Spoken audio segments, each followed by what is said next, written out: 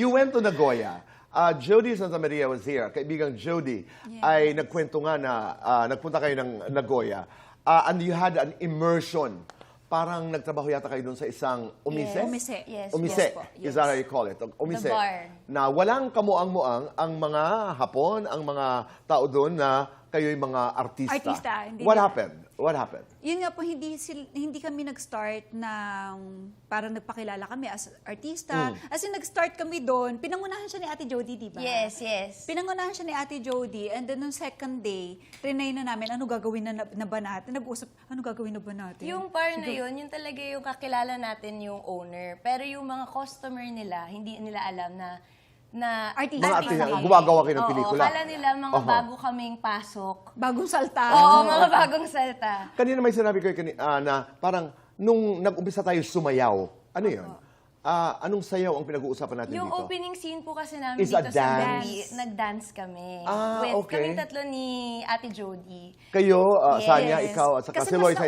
mas nauna kami, Tito Boy, kay Loisa. Okay. Kumbaga, parang kami Sa story. Sa story. Okay. Kumbaga, si Ate Jody, si Jane, and ako. Anong klaseng 15 sayaw? years. Yung sayaw na... Bakit, Papa? Ano ba itong Midnight Girls? At sino si... Your character? Paris. Paris. Opo. Samantala, ikaw ay si Saki. Oo. Yes. Tell us more about the movie. Okay.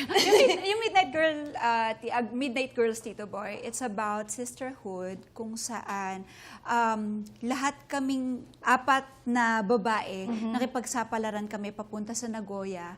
At lahat ng mga pagsubok na pinagdaanan namin sa Nagoya, syempre pagsubok sa sarili, sa pamilya, kaibigan, trabaho, sa lahat ng aspeto sa buhay, dun kami lumaban.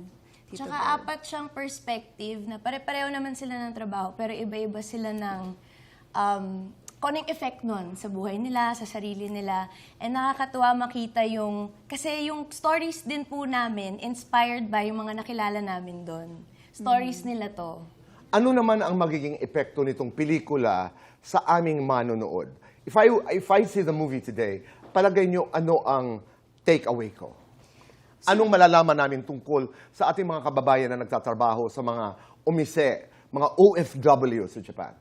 Siguro, Tito Boy, lahat naman tayo may mga pagsubok at problema sa buhay na pinagdadaanan talaga. Kailangan mo lang na hindi sumuko. Kailangan mo lang na palaging lumaban sa buhay. Kasi hindi naman to nag-stop lang yung life natin eh. Pagdadaanan mo lang yan, hindi mo alam kung yun yung bagay na makakatulong sa'yo para mas gumaling ka, mas pagbutihan mo pa sa mga susunod, na next time, pagdaanan mo yun, mas strong ka na. Naroon pa ba ang stigma ng mga nagtatrabaho sa Japan? Kasi di ba meron yan, yung stereotype meron na... talaga. I feel like yun din po yung makikita nila dito sa movie, yung updated na, kamusta ba yung mga kababayan natin ngayon sa Japan? Ano ba yung mga nangyayari din sa routine nila, sa daily life nila, kamusta ang lagay nila doon?